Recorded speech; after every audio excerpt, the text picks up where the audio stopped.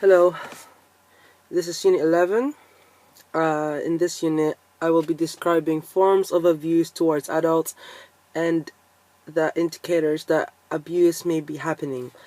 I'll also be including an explanation of the factors that may lead to abuse, and I will be also doing an assessment and an evaluation of the possibility of the possible imme- of the possible immediate and long-term effects of two different forms of abuse on the health and well-being of adults.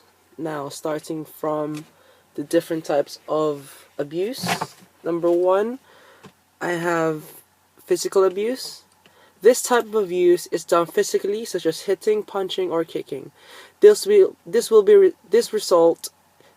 result to various different types of injuries that the individual who is getting the abuse could get, such as cuts and bruises. Physical abuse can be done in someone who are vulnerable and are not able to defend themselves. Therefore, the individual who is making the abuse will be stronger than the individual who is getting abuse. A common example is women getting abused by men because of the strength difference between the man and the woman. Next type is sexual abuse. This type of abuse involves being sexually violated against an individual's will. This type of abuse could result to the individuals having a post-traumatic stress disorder. This means that they will be experiencing several anxiety attacks, stress, and fear. An example of a sexual abuse is where undressing then having sex with the individual without their permission. This type of abuse will more likely happen to the woman because of the strength difference, again, between the male and the female. Also, they could also physically abuse them, like earlier. Sexual abuse could lead to having unwanted pregnancy because of the lack of contraception used during the process. Psychological abuse, also known as emotional abuse, is where an individual is emotionally abusing another individual by using their mouth or verbally, such as calling them names, making threats, and making the individual feel like they are useless by using many different types of verbal abuse, like shouting or swearing.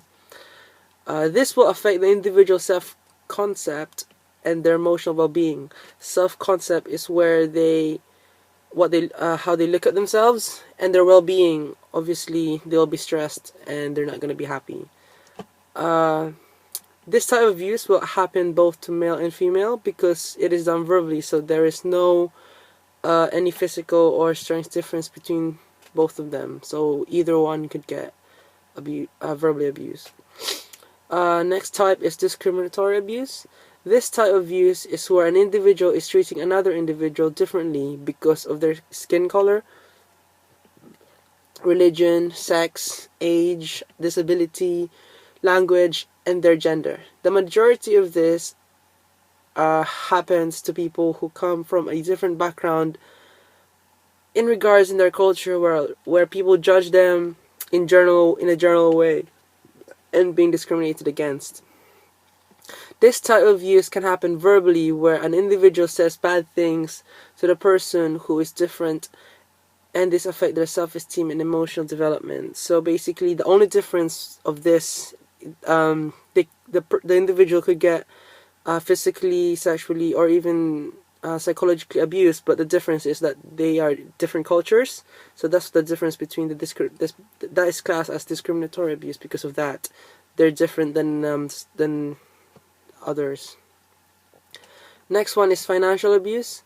This type of abuse is where an individual steals money or forcing them to buy things that they want by using threats or blackmails.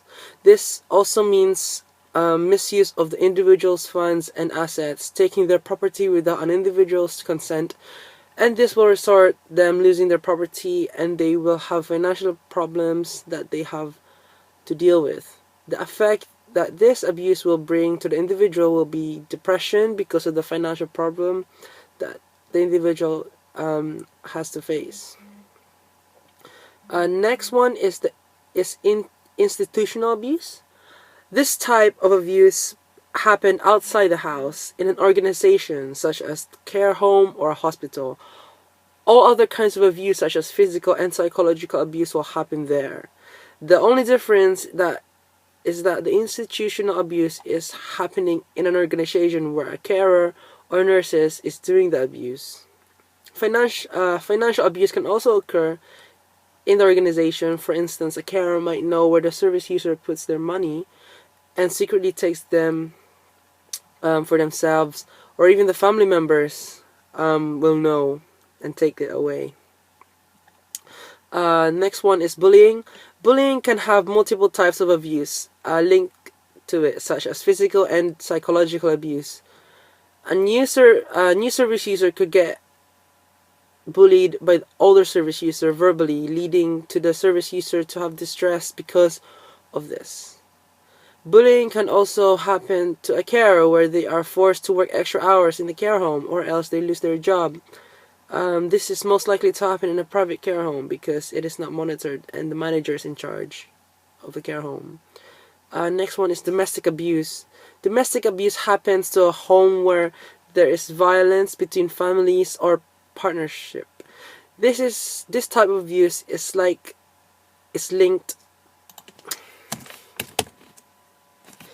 to physical, psychological, sexual, and financial abuse. Domestic abuse is not easily identified because of the relationship attached to it, such as love and affection. For example, a male is forcing the female to make love with them, but the female does not want to, so therefore it is classed as sexual abuse. Also, self-harm, that's the next type. Self-harm is the result of the individual feeling trapped inside.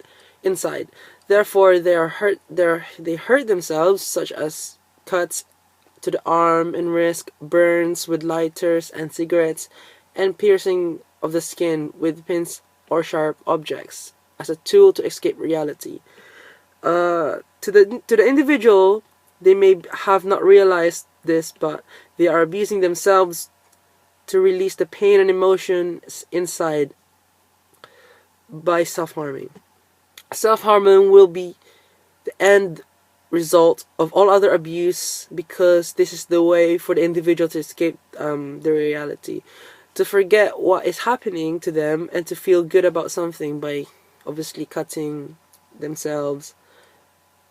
To us it will hurt, but to them the feeling would be different because of what they're going through. Lastly, cultural abuse.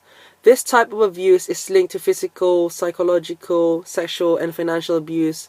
The difference is that the individual is being culturally abused because of their religion, meaning what they eat, the way they dress, and the way they speak.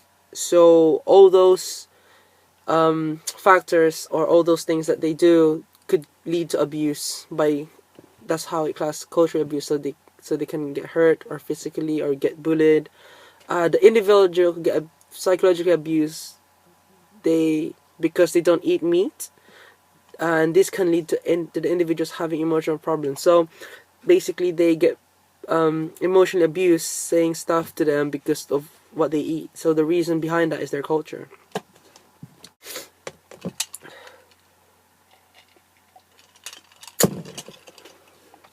The next thing in this video, I will be talking about the indicators of abuse.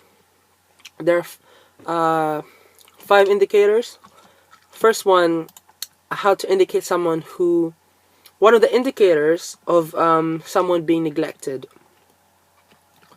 Neglect to a child will result... Neglect to a child will result of having long nails, poor hygiene, head lice, and dirty clothing. These things will happen because their parents or guardians are not meeting their basic needs, which they're supposed to do. They are left alone and no one takes care of them, and this will affect the child's behavior because of the people will not socialize with them, and therefore there is a high chance that the individual will disengage to society. Also, having a poor hygiene can also result for the individual to develop depression because they are not having their basic needs taken, such as food, water,